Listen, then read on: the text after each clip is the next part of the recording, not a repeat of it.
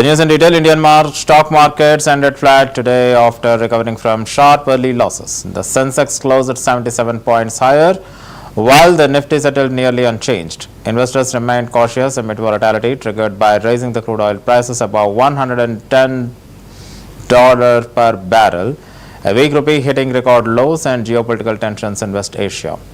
Heavy selling in Tata Steel, SBI and NTPC weighed on indices, while Tech Mahindra, Infosys and Bharti Airtel provided support with gains.